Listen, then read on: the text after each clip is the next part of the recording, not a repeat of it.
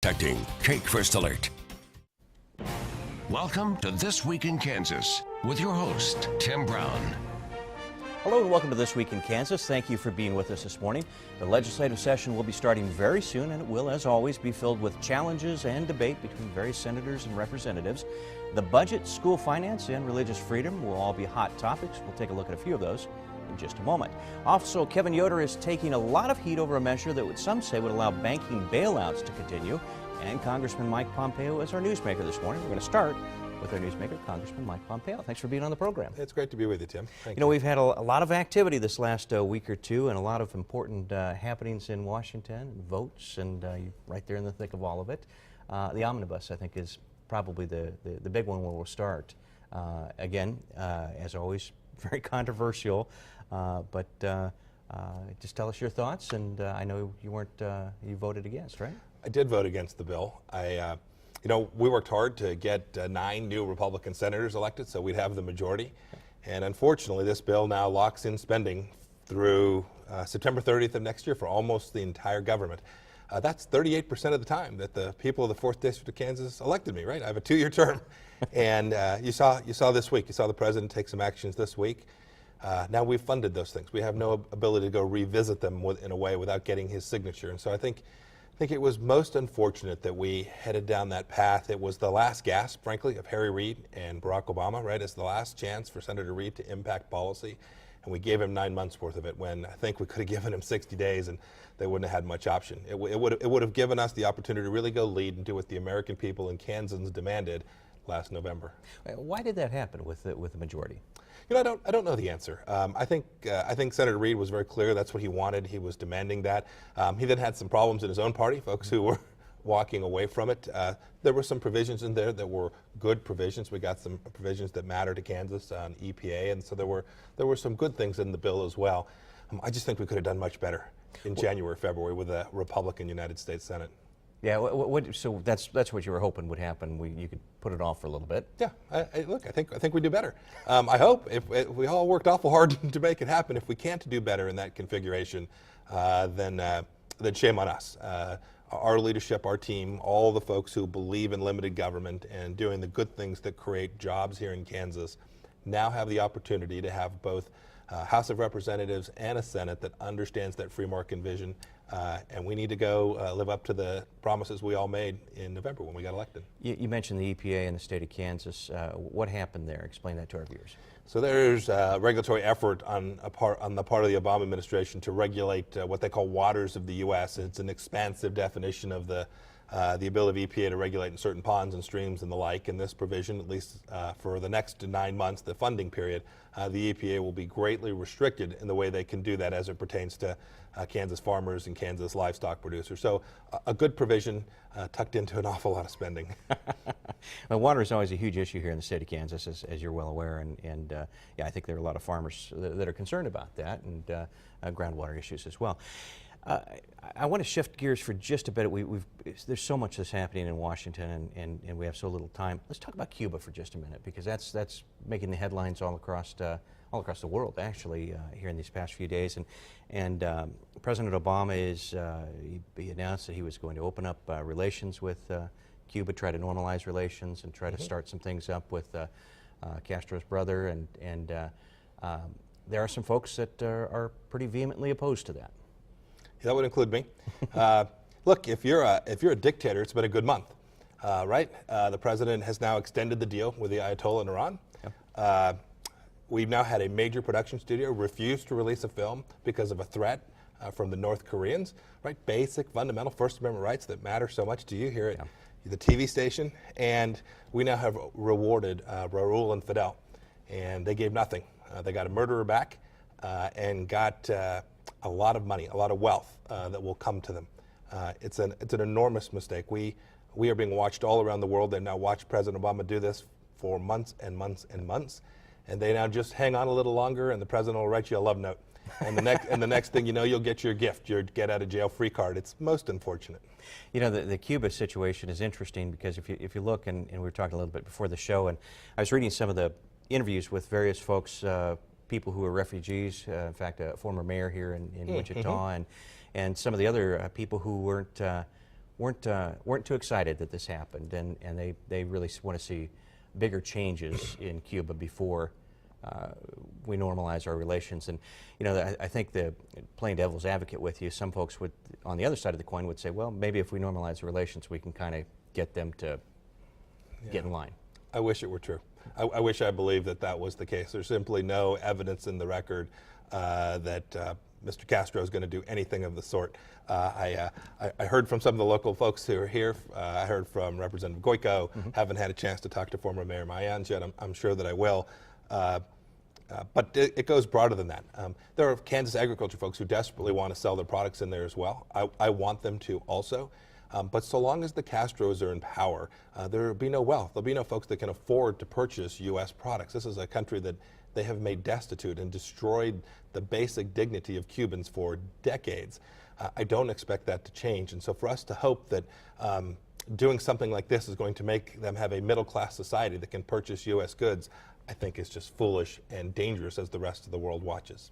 Now, this is not nearly as serious, but it is a serious issue, and you mentioned this just a moment ago, the Sony Pictures thing with the movie that the North Koreans were not big fans of, and they caved, quite frankly, and I saw that, I read that this week, and I was dismayed by that. I think you are as well.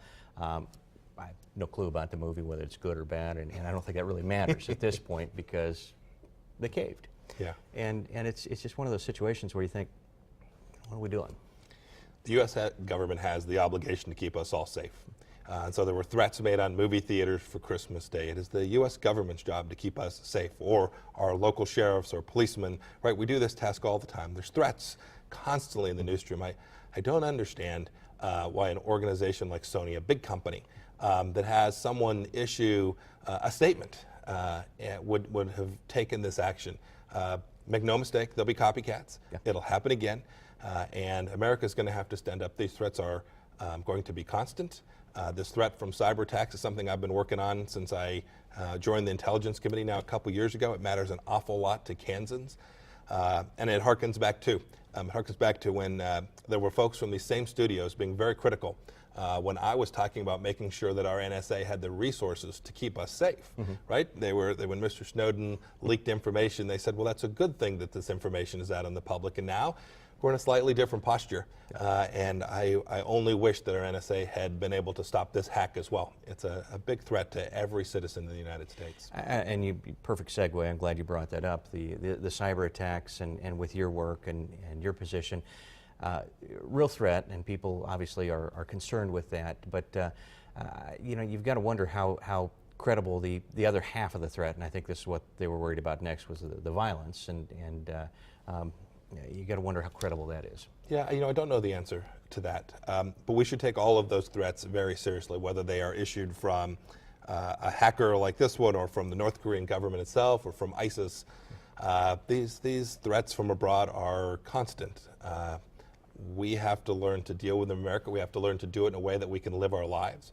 We need to protect Americans' privacy while still keeping Americans secure. I think we can do all of those things. What we can't do is the first time someone issues a statement to say, we're just going to give up those First Amendment freedoms that so many of our soldiers, sailors, airmen, and Marines have worked so hard to protect for a couple hundred years now. Over a silly movie. Over a silly movie. Sets a dangerous precedent, doesn't it? Let's take a commercial break. When we come back, we'll talk about the Senate torture report. Again, another big issue in the news. We'll be back in 2 minutes. Hi folks, Pete and Kim Breyer and the Jewelry Savers crew awaiting your arrival for Christmas shopping. If an engagement ring or an upgrade are in your plans, buy your diamond here and get the fabulous diamond setting at 50% off retail. Many in-store items are 70% off retail. It's not too late for custom work if that's your plan, but don't wait too long. Christmas is at hand. Jewelry Savers, 43 years of Christmas tradition at Lincoln and Rock Road in Wichita. Folks, we're open special holiday hours after December 8th, 7 days a week through Christmas Eve. Merry Christmas! For the first time on television, The Sound of Music. Sing along. When the dog Come on, you know you're going to do it anyway, so gather around with the whole family. The Sound of Music Sing Along, tonight on ABC. Cakeland believes good teachers deserve to be recognized. Over the past 12 years, together with our partners, we presented the Golden Apple Award to more than 400 teachers at more than 200 schools. donating more than $100,000. You can help us carry on the Golden Apple tradition this school year. Nominate an outstanding teacher at cake.com. The Golden Apple Award, presented by Papa John's Pizza, Davis Moore, and Cakeland. Don't answer that phone if you've been in a car wreck. And don't talk to the insurance company until you know you're right. I got in a car wreck. Insurance adjusters kept calling and calling. Then I called the two Bryans. I'm Brian Pistani, president of Pistani Law Business for 23 years. I'm Brian Collicon. We're the two Bryans. We got our clients over $55 million in the past 5 years. Yeah, I got hurt. But the two Bryans, they got my settlement, they got my money. Nothing to it. We're the original Pistani Law Business. The two Bryans, been here all along, still getting the big settlement. Live triple for win big. So what do you like about news? I love the right now aspect. If this is going on right now, this is impacting you right now. And whether that's your next door neighbor or something happening across town, this could impact you. Watch Jamel, Frank, and Gloria weekday mornings on Good Morning Kansas. And welcome back. Congressman Mike Pompeo is our newsmaker this morning. Thanks again, Mike, for being on the program. We've talked about a lot of different topics so far this morning, but I wanted to get to the Senate torture report, which has been in the news significantly, and there are as with everything, there are kind of two schools of thought on this thing. The initial report said basically that the methods didn't elicit much in the way of credible information, but there are other folks that say, well, yeah, they really did, that this report was somewhat biased. Your thoughts? So this report has made America less safe, and it has placed the men and women, some in uniform, some performing intelligence collection out of uniform, in grave danger. There was no net benefit from the release of this report. Most of these issues, these debates about waterboarding and all of those things that were contained, we've had those. And by the way, we can continue to have them. Debate seems appropriate to me. But there was no need to release the details. There was no need to release the locations. We've seen already this week, most of the folks in most of the countries have already been identified, despite the fact they had a little black line through them. It didn't take long to figure out who they were. And those men and women are at risk. Now folks know what programs they were part of, and they are also now making really difficult decisions. I spent a day out at the CIA on Friday, the Friday after the report was released, meeting with the men and women who were involved in making sure we were safe when America was demanding after 9/11 that we not permit 3,000 more people to be killed. And, you know, they ask hard questions, right? 10 years from now with a different Justice Department or a different president, will the things that I was demanded to do, the orders that I was given, will those be viewed as war crimes? And will I be prosecuted? This was a report that was incredibly dangerous for Kansans and for our national security. Well, the net result of this, obviously, in your mind, is very negative. But you mentioned the debate is important. Reports like this fuel that debate. So there has to be a place for this type of information. You know, Tim, we were having the debate without these details. It was known that America was waterboarding 3 folks, right? We knew about these enhanced interrogation techniques. The memos supporting them had all been released. There was no reason to go in and talk about particular locations and particular people. It didn't add to the policy discussion. You know, and you mentioned the effectiveness. So far as I can tell, 1 Senate Republican, maybe 2, the entire Democrat team that wrote the report, and no one else from a policy perspective that had anything to do with this program believes that we didn't get valuable information. I talked with Director Brennan. We've talked to we got important information that is to this day, not now 13 years after 9/11, we received information that to this day is valuable as we're thinking about how to continue to defeat Al-Qaeda. We got important information. Whether there was a particular fact led to a particular action, I think is difficult always to know, but make no mistake about it. These techniques were an important piece of America's efforts to keep all of us safe. Report just partisan politics in your mind? Worse than that. Worse than partisan politics. Partisan politics is just about winning elections. Yeah. This was an act that put Americans at danger for I suppose some senator to feel good or to self-cleanse, a senator who knew about a program, who understood the scope of the program, and now walks away and says, I was never briefed, when in fact they were briefed. It's despicable. Let's talk about GMOs for a second. This is another area where you've been heavily involved, genetically modified organisms, and we've had some labeling issues. What's the latest? So we had a hearing this week in Washington, the first hearing for a bill that I've introduced, which is aimed at one simple task. It's to make sure that the price for ordinary Kansans to feed their family doesn't go up by $500 or $600 or $800 a year. You've now got lots of states and even cities passing these rules about how a genetically engineered product ought to be labeled. We'll end up with 50 or 100 or 200 different sets of rules. It'll make Kansas livestock producers and farmers spend an awful lot of money, and that will end up in the price of the food that families are trying to get for their families. The hearing was fascinating because there were 6 witnesses, 2 of which were Democrat witnesses that they'd identified, folks who think my bill doesn't make sense. Every one of the 6 witnesses acknowledged that genetically engineered foods are equally safe as those that are not genetically engineered. This issue of health safety, I think, was taken off the table. And now there's this question about what's the right way to approach how we communicate labeling. I think private companies ought to be able to decide. Today, if you want to know if the food you're eating has genetically engineered product in it, you can know. Buy those products that say no GMOs or say they're organic. I would never take that right away, and I'm glad people have the capacity to know.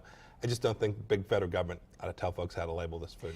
And that's the point. I think what's lost in this debate oftentimes is the fact that you're not restricting, you're not asking that it's restricted. And if people do grow organic produce or foods, certainly label it that way. Label that you're non-genetically modified. Do whatever you want to do to let people know that you don't do that, but don't force the other side. I think that's right, and we do that. We, as a historical matter, have required labeling only when there was a health or safety issue, right? So we have labels about how much salt is in the product. Sure. That always, and how much sugar. That makes me mad every time I get my Captain Crunch out in the morning. But we I read should, that stuff real carefully. I don't follow it all the time, but I do read it. I should do better as well.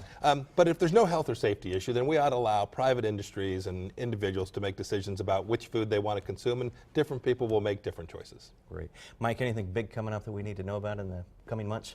So we're not doing any harm. We're home from Washington for a couple more weeks till after the first of the year. Look at it, I suppose. Happy New Year's to you and Merry Christmas as well. We'll return in January and February, and we'll be moving on a whole bunch of things. The Keystone Pipeline, a whole handful of things that we couldn't get done with the Democrat Senate, and now hopefully we can work with the president and actually achieve those outcomes that'll be really good for Kansas families. I'm going to push this a couple of minutes because you mentioned the Keystone Pipeline. I do want to ask you kind of what the status is there. You're hoping in January to move something here? Well, I'm confident we will. The House has passed the bill before. We went from 235 to now 247 Republicans, so we'll pass it again. My guess is we'll get 300 votes. We'll get a bunch of Democrat votes in the House as well, which is always great. On the Senate, it wouldn't shock me if we get 65. There'll be a bunch of Democrats supported. This is about continuing to drive towards energy independence and getting off of Middle East oil. We've seen the good things that come from that, right? I saw gas on the way in here. $2.22. I need to drive down to Oklahoma and fill up my car. It's less than $2 a gallon. So I think I saw $2.19 or $2.26 at different places along my drive here today. This is good stuff. The Keystone Pipeline is another piece of that, and we ought to continue to produce this energy right here at home, creating jobs and lowering the cost of energy for every Kansan. Well, Mike, Merry Christmas. Merry I really do appreciate you coming by, and have a great new year. And we will take a commercial break. We'll be back with a whole bunch more stuff. Menards makes organizing easy with Rubbermaid closet kits. This classic configurations closet kit is the perfect fit for a 4 to 8 foot closet. It installs easily and is available in a white or titanium finish. Just $84.99. Create your own storage system with stack cubes. Combine small and large stack cubes to make your own bookcase, entertainment center, or room divider. A small stack cube is just $9.99 after rebate, and a large stack cube is only $14.99 after rebate. Warm season's greetings to you all from Menards. Pizza maker, playmaker. What's it take to become a winning playmaker? Trust your gut. My gut tells me, Peyton, Philly cheesesteak pizza. I like that gut. I like it too. That's a good gut. Original Philly Cheesesteak Company steak and garlic Parmesan sauce. Up your game with our new Philly Cheesesteak Pizza, a large for $12. Add a red kettle cookie for only $6, and a portion of the proceeds will go to the Salvation Army. Better ingredients, better pizza, Papa John's. Are you ready to go? Did you call 511 to check the weather and road report? I did. Got all the info we need. Road conditions, traffic for Kansas City, Kansas, and Missouri, rest areas, everything we need to know. Now you can even be transferred from 511 to tourism and motorist assist across the state. And I've got my phone so I can call 511 while we're on the road and check for updates. Kansas 511. Just one call to get all your travel info needs. This message brought to you by the Kansas Department of Transportation and this station. Your partners in agriculture, Farm Credit of Western Kansas and Colby, understand that just because you're busy, it doesn't mean you can't dream. So whether your dreams include expanding your acreage base, increasing herd size, updating facilities or equipment, they'll work with you to make your dreams reality. At Farm Credit of Western Kansas, they're committed to your success. So call or come in today and visit with one of the many loan officers at Farm Credit of Western Kansas and Colby, where the borrowers are the owners. And welcome back. We are shifting gears a little bit, and we're kind of talking about state politics, and we're going to start off with our session preview, and we've got Kelly Arnold joining us here, and Chapman Rackaway's on the other end of the line via Skype. And let's start off with the session. It's just right around the corner. It seems impossible, but we are in December, and January, is it January 12th, I think? That's January 12th will be the first day. I believe that is. So we're here. And I think, you know, some of the big things, budget obviously is going to be huge, school finance huge. We've got new committee chairs that were announced just this week. Religious freedom bill is popping back up. So all kinds of stuff to talk about. Let's start with budget. That's, I think, the biggest challenge right now that lawmakers are looking at as they head into the session. Yeah. Our lawmakers have a big task ahead of them this legislative session. I mean, there is a number of issues that they have to tackle. The budget is the first one, and that's going to be kind of divided up probably in three ways, because so far you've seen a little over $200 million in allotments and decisions that the governor's made. Some of those have to be then ratified by the state legislature, and so they're going to talk about that. If you saw the $40 million from Capers, it's been very controversial. I bet that's going to be fully vetted through the legislature to decide if that's the correct way to go. Not a done deal. Yeah, that is not a done deal yet. And then they're going to have to work on the actual budget, the upcoming budget. Yeah. And one thing they did different under Governor Brownback's leadership is to move to a 2-year budget rather than just doing a year by year. So this would be the beginning of a 2-year budget they got to work on.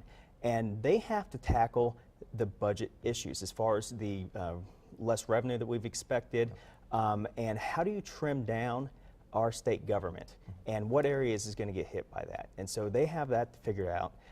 And then what I think you're going to see them looking at with other pieces, which will be reforms, will be taking a longer look down the road. How can we make some changes now that's going to affect how we spend money and how we operate as a state, 5, 10, 15 years from now?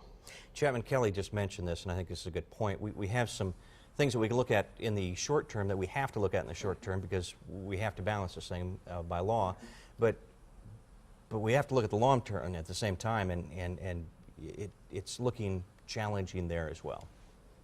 Exceedingly so. And there's no place to look for that trade-off, I think, any better than the fact that to plug this budget hole that's coming up, Governor Brownback is relying somewhat on money from Capers, which he had spent a lot of political capital, spent a lot of time talking about Capers, how it needed to be better managed, they needed to put it on sounder financial footing, and to have done so and then use Capers money to fill this budget hole seems a little sketchy, a little stopgap, and certainly inconsistent with how he had talked about it ahead of time. I'm sure Kelly has a different interpretation of that, but you wonder if that isn't taking a long-term risk for short-term gain. If you look at other states like California and Illinois, it is in unsecured pension and benefit monies that they're really facing their own fiscal cliffs coming forward.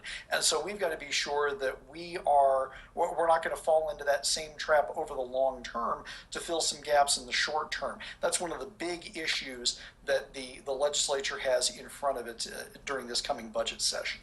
Kelly and Chapman just talked about this. This is an area where Governor Brownback with Capers and the legislature really kind of pointed to as a success, as something that was very positive and rightfully so. And it does seem maybe a little bit disingenuous that now we're trying to take money back from the program. Well, the legislature has made some changes. One of the things, January 1st of this year, we go to the cash balance plan for all new employees. And so that's one step. But the legislature is going to look at more long-term reforms with Capers. I mean, that gets talked about every session. They've talked about going to more of a 457 style plan for 401k. And so they're going to talk about that. But the thing with Capers, and I'll disclose, I'm one of the trustees of Capers. And so anything I say is just my own personal opinion. Sure. But one of the things is we need to make sure that we have a fully funded Capers plan. And right now we're on the path to be fully funded by 2033. With the governor taking away $40 million of that this year, that sets us back a little bit. But if you look at this week, the stock market, the last 2 weeks, the stock market has been down, it's been up. The value of our fund swings more than $40 million every day. Sure. So this is just a very small portion of it. Yeah, and I understand that it's a small, very small percentage, kind of a drop in the bucket, really, when you look at Capers. But if nothing else, it's kind of a perception issue. I think people see that and they think, oh my gosh, money's being taken away by the government again. The members of trustee Capers are concerned that this is going to have an effect on their retirement, which it won't. It won't. Their plan, them being vested, their payout will not be affected by this. Well, that's positive. Yeah. Let's talk about the Religious Freedom Bill for a moment. And Chapman, I want to get your thoughts on this one first. This is something we saw last session. It was highly controversial. I think that's putting it lightly, and didn't have any success, actually. But folks are saying they're going to bring this thing up again. And we'll see how they alter it. You know, there was some language in there that I think almost anyone looking at it fairly objectively would say was blatantly unconstitutional. This was far too much overreach in that last bill. So they may be altering the language somewhat to make it a little stronger to survive a constitutional challenge, or it could just be that they think with an even higher number of conservative legislators in the state house, they might be able to get this through this time around. But it seems like more than anything, especially if you look at how the U.S. Supreme Court has been ruling of late, that any attempt to revive that religious freedom bill and any semblance to House Bill 2453 that went before the legislature last year, that's just lawsuit bait.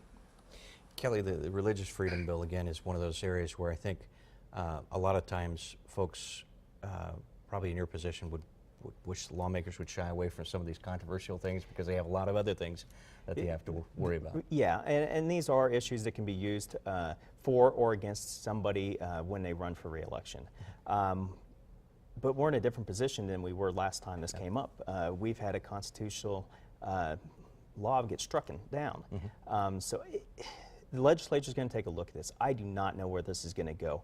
I believe that they will take a look at the language that was originally introduced and passed by the House and see what needs to be changed. I do not know if this is going to go anywhere, but again, it goes back to this legislature has a mountain of issues that they need to tackle this session. Majority of it has to do with the budget, Capers reform, Medicaid reform, working on a 50-year water plan. So there are a lot of issues that need to be taken. School finance is another area that I think is always a bit of a headache for folks. Yeah. And we're waiting for the second half of the lawsuit to be decided and announced. Right. Could be coming pretty soon. We never know when they're going to go ahead and do their final ruling, but this is one of these issues where the legislature needs to take a good long look at what we can change in either the funding formula or however they want to do it, but make changes for the long term. We have had more studies and commissions and groups get together to look at this issue, and very little has actually been done. So it is finally time. We need to take action to come up with a long-term solution that will fund our classrooms and also not put a huge hurt on our budget. Yeah, Chapman, that is the challenge right there is how to do that without damaging the budget any further, and that's going to be a tall order. That's exactly right. And all we've heard so far out of both sides have been platitudes. You hear Republicans saying that we need to do more with less, but they can't quite point out where any of the waste is that they're positing. And Democrats are just saying, well, throw more money at the problem. We aren't seeing any real substantive solutions for the school finance issue on either side, and there's certainly no willingness to compromise within the state legislature right now. You'd expect that this would be something that would then just kind of devolve back to the counties and the individual school boards, but last year the state legislature tied their hands in limiting the range in which they could adjust their local option budgets. So it almost seems like we are stumbling towards some kind of significant showdown on school finance, but the devil is going to be in the details, and we need to know from Republicans, we need to know, well, how are you going to make the money work, and are cuts going to be worse? Are we going to take Governor Brownback's advocacy for Texas to its logical conclusion, and we'll move more towards gaining revenue from a fee-based system? Or are they going to reverse course, which seems highly unlikely, and embrace what Democrats have been saying, which is that we need more money, and that means more revenue? None of the solutions that we've heard really seem even feasible right now. So until we start getting a little straighter talk out of a lot of folks in positions of authority, I think we're going to continue to have this mostly speculative conversation. Well, and depending on the ruling by the Supreme Court, which and the timing of that, obviously it'll have a huge impact on the session, and I think will be the headline of the session yet again this year, and I just can't see how it would be otherwise. And plus, like you stated, we have new committee chairs that are out, and education is one of those, and we don't know what the committees look like yet, so we'll see. Yeah, interesting stuff. Well, we'll keep our eyes on the session as always, because there's always fascinating things happening there. Let's take a commercial break. When we come back, we'll talk about Koch influence in the state politics. We'll be back in just a moment.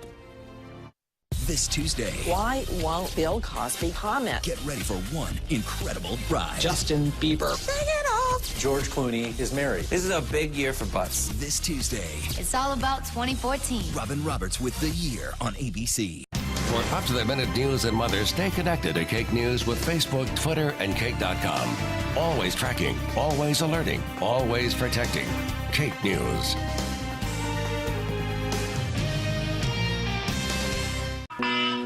Don't answer that phone if you've been in a car wreck. And don't talk to the insurance company until you know you're right. I got in a car wreck. Insurance adjusters kept calling and calling. Then I called the two Bryans. I'm Brian Pistani, president at the Pistani Law Business for 23 years. I'm Brian Collicon. We're the two Bryans. We got our clients over $55 million in the past 5 years. Yeah, I got hurt. But the two Bryans, they got my settlement, they got my money. Nothing to it. We're the original Pistani Law Business. The two Bryans, been here all along, still getting the big settlement. Call 844-WIN-BIG. This Christmas Eve, Santa and Cake Man have a special gift for Cakeland. A 1-hour special. A holiday tradition for all generations returns to spread Christmas joy to the girls and boys of the now generation. Get the family together for the return of Santa's Workshop.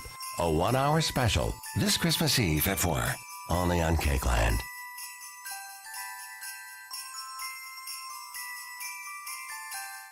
We've been a part of life in Kansas for 60 years. You've invited us into your home night after night, day after day.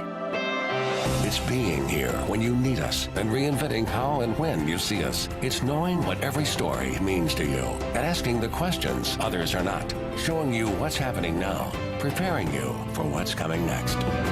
It's who we are. It's who we've always been. Cake News. Tracking, alerting, protecting for 60 years. Life's most precious moments are the small victories. Each memory, each moment is important. Moms Every Day understands the small victories and the moments that come when you least expect them.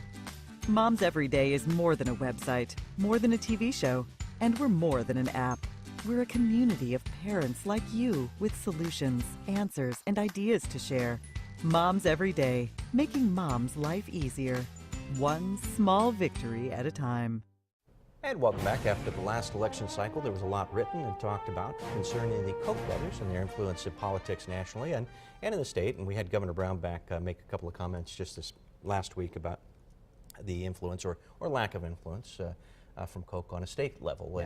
And you know, I think when people look at elections and they things may not turn out the way that they had hoped, they want to point a finger, and Kochs are an easy target. Pretty easy to point a finger at, I suppose. You for the last couple years have heard Democrats, even Harry Reid on the Senate floor, just bash about how evil the Koch brothers are, and they try to use that as a theme to turn out their vote against Republicans, and what they found out is it really didn't work. You then take a look at the state level thinking, oh, Koch's got it, they're from Wichita and they must have a lot of influence in Kansas politics. And the reality of it is they are not that involved in Kansas politics. I mean, from a local level to a state level. Well, and that's something I'd always kind of been curious about. I knew they were involved in national politics and pretty openly so. So I don't know that you can criticize them too much for that. I mean, if you believe something and you want something to happen and you have the money to help make it happen, I mean, I guess I don't know that you can really blame them for that. But I've never really heard much about involvement from on a state level. And they really aren't. A lot of people tried to point at them with this tax reforms that were going on in the state that the Governor Brownback has implemented. And you find out, most of that had to do with LLCs, and there are very few parts of Koch Industries that's an LLC. I had to laugh when it was probably 1 or 2 o'clock in the morning, and they're debating the education bill that they passed this past year. And the Twitter, and in fact, I think it was Jim Ward that had put this out there, said he heard the Koch brothers were in Capitol in Topeka, lobbying to try to get this bill. And I'm like, I just had to laugh at that because I'm like, they have no interest as a Koch Industries on what the education bill was. And so people just like to come up with this idea that the Kochs are involved in everything. And why they have a great company here, they got a lot of employees that do a lot of great work, but the actual involvement in lobbying in Topeka or even on a local level is very little. Well, next time Jim's on the show, I'll have to ask him about that and give him a hard time. Oh, yeah. Chapman, I want you to get your thoughts on the Koch brothers and their influence in Kansas politics. Yeah. Well, and we, again, are kind of going back and forth between two extremes here, saying either they're not involved or they're these Machiavellian manipulators moving the marionette strings behind the scenes. The truth is usually somewhere in the middle, and that's certainly the case here. Are they influential? Of course. They're Kansan. They've got a lot of money. They have access to a lot of people. They have the ears of a lot of important people. Now, where we kind of go off the rails there is when we assume that means control. Influence isn't control. The Kochs have influence, most certainly. Do they have control? No, because when it comes right down to it, they're one of any number of players, including the voters, including other organized interests, and so on. And their voice, they might be able to amplify that a little bit louder than some others. But truly, they're only one of any number of players, and you can't simply cozy up to the Kochs and expect that everybody else is just going to fall in line. If only politics were that simple, but it is certainly not. And one thing that Kelly pointed out that I think is really important is that most of their interest is in D.C. If you look at it just as a matter of what folks of their scale and their business interests need to have their fingers in, what's going on in D.C. is much, much more important to their interests, generally speaking, than the stuff that happens here in the state of Kansas. So these are smart men. They understand return on investment. So they're going to be focused on what's going on in Washington, D.C.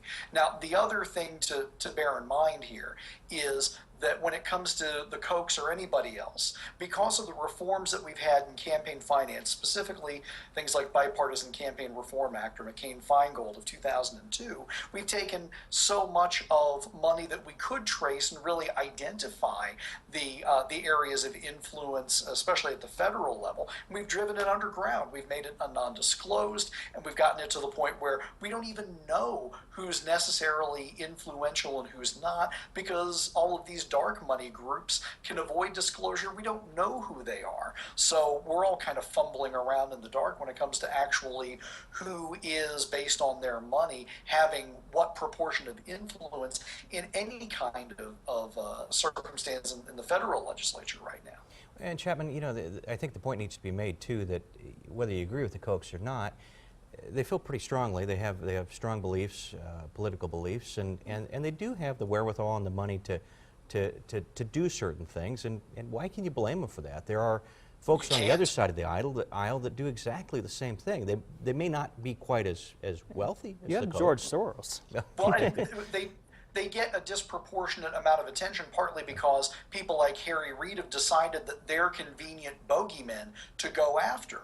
But someone, a blogger, I believe is Gateway Pundit, did an analysis of the top industrial 100 contributors to campaigns through 2008 to 2012, and found that the Kochs were somewhere in the top 100, but outside of the top 50. So particularly because they have such Kansas ties, we tend to think of them as the political 800-pound gorilla.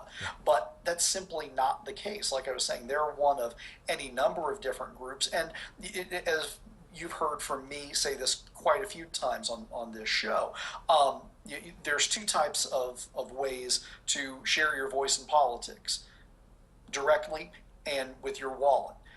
Both are certainly understandable and acceptable. Can we blame the Koch brothers for getting involved in politics? No. They've got a ton of skin in the game. They have a lot at risk from how government's going to regulate, government's going to tax, and so on. There's nothing wrong with them spending their money. In fact, if you were to shine that light on left-leaning groups and call them out, concomitantly, that would be a little bit fairer, but there tends to be a disproportionate bit of attention paid to the Kochs, and I think that's particularly acute here in Kansas because of their Wichita ties. Well, and I think it's smart politics, quite frankly. You mentioned Harry Reid using the Kochs kind of as a target, and Kelly said to help get votes, and it's just good politics. That's politics. That's all that is. I do want to mention, speaking of the Kochs, as we talk about them a little bit, WSU donation just this week, 11 million some odd. Yep, a lot of money. A lot of money. 11 and a quarter. Yeah, I'm being told in my ear, but a lot of money. Biggest one-time donation, single donation in WSU history. So that was nice, and I think a lot of that is going towards some entrepreneurial efforts there on campus. And it's very good. They have been great for this community, and not just this community, but across the nation. David Koch has given a lot of money, and it's great that we have Charles and his family here supporting our local university. They've been there for a number of years. For them to continue to invest in our kids, as they stated, they hire I think close to 100 students every year at Koch Industries, and we need to continue to churn out bright kids, and this is one way that they can give back. All right, let's take a commercial break. When we come back, we're going to discuss Kevin Yoder and banks and what has people all been out of shape there. Be back in a couple of minutes. Perfect Peace, Central Kansas' largest Christian bookstore with 2 locations to serve you. Perfect Peace features top-selling books and Bibles from Zondervan and Thomas Nelson Publishing, including the new Duck Commander Faith and Family Bible. Perfect Peace, your Christian and education superstore. Pizza maker, playmaker. What's it take to become a winning playmaker? Trust your gut. My gut tells me, Peyton, Philly cheesesteak pizza. I like that gut. I like it too. That's a good gut. Original Philly Cheesesteak Company steak and garlic Parmesan sauce. Up your game with our new Philly Cheesesteak Pizza, a large for $12. Add a red kettle cookie for only $6, and a portion of the proceeds will go to the Salvation Army. Better ingredients, better pizza, Papa John. It's not too late to be safe and get your furnace checked. And don't forget to replace your batteries and your carbon monoxide and smoke alarms. Take First Alert. Always tracking, always alerting, always protecting. Add beauty and character to any wall with decorative shelving with John Sterling from Menards. They're perfect for displaying pictures and other belongings. This 4-piece ledge set in a black or honey finish is just $19.99 each. Make your home more comfortable and energy efficient this Christmas with Certainty fiberglass insulation. Craft Face Star 11 is great for insulating walls and is easy to install. A 15-inch wide, 50-square-foot roll is just $6.99 after rebate. Season's greetings to you all from Menards. The EMC Cakeland Reading Caravan, awarding $500 grants to elementary libraries all across Cakeland. If you know of a librarian or teacher you believe deserves recognition, you can nominate them at cake.com. Perfect Peace, Central Kansas' largest Christian bookstore with 2 locations to serve you. Perfect Peace features top-selling books and Bibles from Zondervan and Thomas Nelson Publishing, including the new Duck Commander Faith and Family Bible. Perfect Peace, your Christian and education superstore. Welcome back. Kevin Yoder has received a lot of email in these last few days, and a lot of it negative, and he wants people to know that what people think and what this little bill does are two different things. Yeah. And we're talking about banks and regulation, and you know, Kelly, this is a challenging area because I think when people look at this, they think of the financial crisis, they think of financial institution bailouts that made a lot of people mad, and they see Kevin Yoder as opening the door for that again. Yeah, what you read in the paper was an article about the congressman and where his contributions came from and whether or not he was doing anything in favor of the banks. To even get into that is kind of not worth the time, because it's more important about whether he did something, whether or not he got financial backing from somebody, whether he'd do it with the financial backing or without the financial backing. And what he proposed was and got passed was an amendment at 716.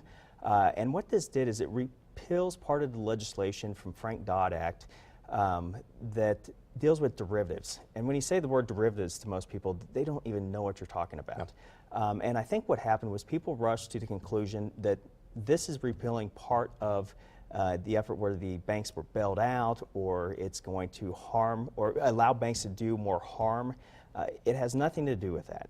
This deals with local banks, community banks, the farming community. It allows a farmer who would go to a bank and get a loan to produce his product, his grain, wheat, and get a credit swap or a swap with that same bank to protect in case the market goes down. This legislation says he can no longer go back to the same bank he got his loan from. You now have to go to a different bank. Yes. We want to make yes. sure we're talking about the same thing. Yes, his amendment. And so the other thing is the legislation has been repealed from this, has not even gone into effect yet. And so it's a good thing he did it now. I also want to point out, he ran this bill in the past term and as an individual bill, and it got bipartisan support. It got basically all the Republicans plus about 70 Democrats. And so this is nothing that the Democrats had an issue with. It was bipartisan, and it's legislation that repeals a bunch of regulation that we don't need. Now this was an amendment to the omnibus, is that correct? Correct. Okay, so the president signed it yes. as well. Chapman, hop in on this one and give us your thoughts on this amendment and the value or the danger of it. A lot of it is optics. There's really not a lot of taxpayer money at risk here, and Kelly's kind of sharing the Kansas-centric concept there about the farmer. But what it also allows banks to do is basically bet on bad loans with other banks. Now, this was part of that derivative market, and that's what led partially to the financial crisis in 2008, although that involved mortgages. This involves all loans, so it's an even wider scale kind of issue. But because it doesn't just involve mortgages, it involves bank accounts. The Federal Deposit Insurance Commission is involved in this, and they get their money from bank fees rather than from taxpayer money. So we wouldn't see as much taxpayer money exposed in this as we did in 2008 because of the mortgage security that was given by Fannie Mae and Freddie Mac. And for those that we haven't already lost with all of this technical information, because taxpayer money isn't involved, this is more out of a fear of the 2008 problems recurring and the optics of it, rather than this being a real return to, or I shouldn't even say a return to, be a regulation-free environment. This is only tinkering with Dodd-Frank a little bit, and even folks like when Greg Orman was running, one of the biggest policy pronouncements he was making was how much reform needed to be in Dodd-Frank because it had over-regulated so many. So this is something that when you don't have Democrats who are about to lose their majority in the Senate retrenched, they kind of recognize, we should do some of these changes to Dodd-Frank. So a lot of this seems more about the campaign season messaging than it does the actual substantive policy. Kelly, we're adjusting the dial on Dodd-Frank a little bit, Yes. it sounds like. And, Yeah. and you know, how will this impact people? Will this make it easier to get loans, give loans, that kind of thing as well? For the average person, it's not going to impact them at all. What it's going to be able to do is make business easier for the bank and the merchant within a transaction dealing mainly with loans. You know, he talked about derivatives. This is derivatives. This does not affect the derivatives that cause part of the financial meltdown. Those are with the CDOs and other things out there. This doesn't affect that. So this is not going to. This is where people were scared that we're going to go back to the old days and allow the big banks to make these big plays where they're buying and selling bad credits. But this is not it. It will help and make lives easier, cheaper, and reduce the regulation. Okay, let's take another commercial break. When we come back, we'll talk about the KCC approving Chanute broadband and why that is somewhat controversial. We'll be back. With the average bill for television service climbing to over $75 per month and everything from grocery to gas prices going up, we're all looking for ways to save some money. Brian Bluvis is here from Dish Direct to share some information on how to save money by switching to Dish Network. Well, TV rates just keep climbing, and people are now realizing that there's a better option. Dish Network has the best value in TV entertainment with the lowest all-digital price nationwide. And when you realize the savings and the benefits, it just makes sense to switch. Well, let's talk about some of those benefits. What are they? Well, for starters, Dish Network has more HD channels available than any other provider. And the remote control is easy to use, and then there's the DVR, which everybody loves. And that allows you to pause, rewind, and record TV. Dish Network also offers the new multi-room DVR, so you can record in one room and then watch it in another. I love that idea. Now, we mentioned that the cable rates are on the rise. What are the rates with Dish Network? Well, Dish Network now has popular packages with all of your favorite channels, including locals, starting as low as $19.99 per month. And you get to lock in that price for 1 year. Wow. And if you call now, you'll receive all HBO, Cinemax, Showtime, and Starz channels free for 3 months and receive the activation and installation free. I understand you have something special for our viewers today. That's right, we do. The next 20 people that call us and order Dish Network service are going to receive a $50 Visa gift card that can be spent anywhere. And this is exclusive for phone orders only. So call 1-888-231-6489. It's really easy to set up over the phone, and we're usually able to do same-day or next-day installations. And this is a limited time offer, so please call now. Call 1-888-231-6489. That's 1-888-231-6489. And welcome back. The Kansas Corporation Commission has approved broadband for Chanute, and you know it seems like kind of a simple thing on the surface, but there were some issues, particularly when this all started. I think there were some lawsuits and some efforts to block this from happening, and for a variety of reasons. And Kelly, at first blush, I would look at this and I would think, well, why would that be controversial? I mean, it's a small town that wants internet service. Yeah. You look at this and you have a city government that is going to go ahead and put in a utility. And you already have, which is AT&T in Chanute, providing a service. What brought the attention to this is a 1947 state statute that says if you're going to issue IRBs, that is you have a public company already out there providing that service, and a private company providing that service, it has to be approved by the Kansas Corporation Commission. And that's what they did this week. And you got to step back and look at it. Should the city be involved with providing an internet service? You look at Wichita or Johnson County or someplace like that, and I'd absolutely say they should not be involved in that. But most people may not even know, in good parts of Kansas, you only have dial-up. I mean, there's no high-speed internet. So for Chanute to take the initiative to provide a better service that's 14 times faster than what AT&T can provide, I believe it's only $40 a month, which I think is like 60% cheaper than what AT&T can provide. I kind of sit there and say, you know, maybe Chanute ought to look into this. A little competition for AT&T, Chapman. What do you think about that? Well, first of all, let me tell you that at a conference I attended and participated in about 8 years ago, I was told by one of the regional directors of rural telephone, that we actually have 100% broadband diffusion here in Kansas. I can't think of any communities that are relying on dial-up. But what I think Kelly is pointing out is the fact that where so many communities have only a single service provider, and you look at downpipe speeds for most communities here in the United States, we lag far below that of other countries. What Google Fiber did in Kansas City, basically Chanute is just trying to mirror in its own town, because the utility and protectivist nature that keeps AT&T the sole provider in one place and allows them to charge higher prices and providing lower download speeds. But someone from Chanute goes to Kansas City, sees what Google Fiber has for them there, they go home, they want that same kind of concept. So we're seeing disruptive technology coming in and hopefully breaking up some of these local monopolies or duopolies in internet provision.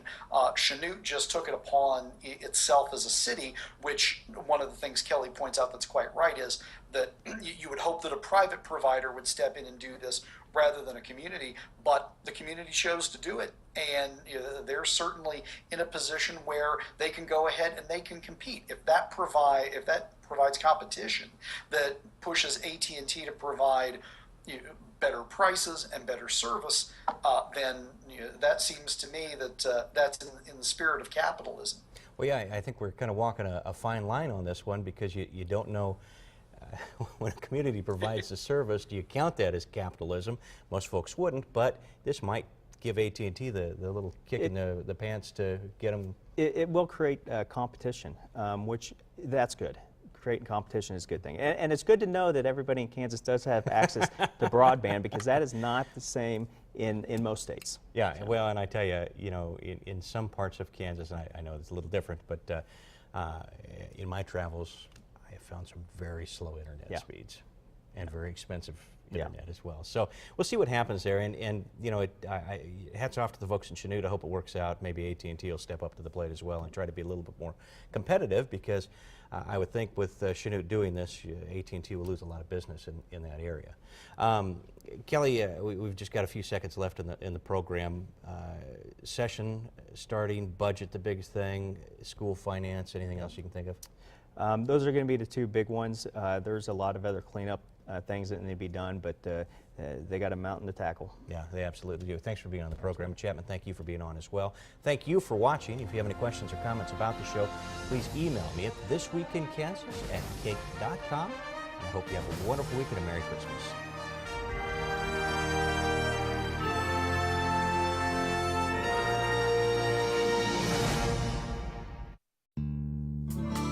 Your